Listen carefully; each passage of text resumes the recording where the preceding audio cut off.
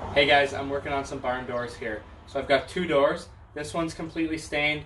This one has one side that's stained. So this is the back side. I'm going to stain it for you now. I'm going to show you the steps I use to stain this. I use a different method than some people, but it gives nice results. The barn door I made is made from pine. So pine is softwood.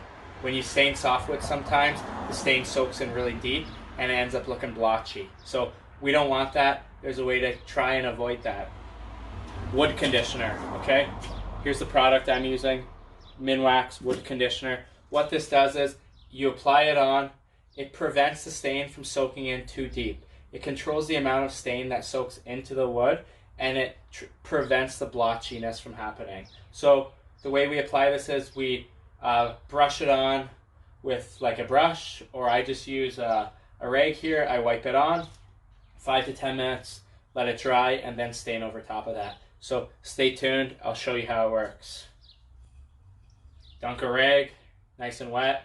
The lighting's not great in this garage, so you probably can't see, but it makes the wood turn a little bit more clear once it's on. So this isn't necessary, but if you talk to any woodworker, they would highly recommend it, especially when staining soft woods, just because of how much the stain soaks in. When you're staining hardwoods, the stain doesn't soak in as much, so most people don't use wood conditioner. I don't use wood conditioner on hardwood, but on pine, it's a go-to. It's a must. So it costs about $15 for a liter at your local store. It applies on super thin. It covers a large area, so for the price, you get a lot of coverage and a lot of usage for $15, and you'll actually save some money on stain because it should prevent your stain from soaking way down into the grains, okay?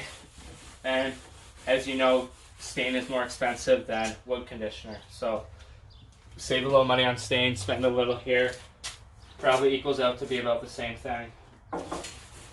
So they recommend 5 to 10 minutes dry time before staining.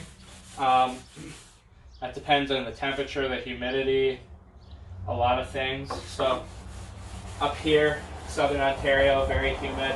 I usually wait about 10 minutes before I stain it. You can just tell as long as it doesn't feel wet, okay? So it's not going to ruin your project if you stain it too early.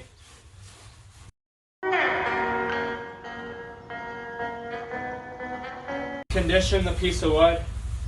It's nice, well covered. We're going to give it another 5 minutes to dry completely, and then I'm going to start staining where I started applying the wood conditioner. About 10 minutes since we conditioned the wood, our next step is to go ahead and stain this.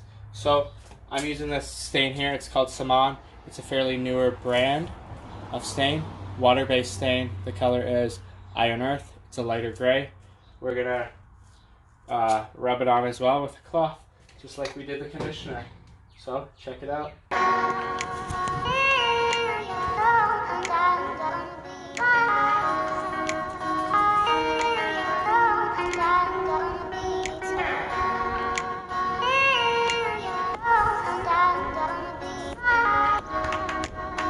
She's stained, looks good. It's not very blotchy, which is all because we conditioned the wood. So let me try and show you. It's going to be hard to see. It's dark in here. This is the back side. This is the result of poor planing, but that's why it's on the back.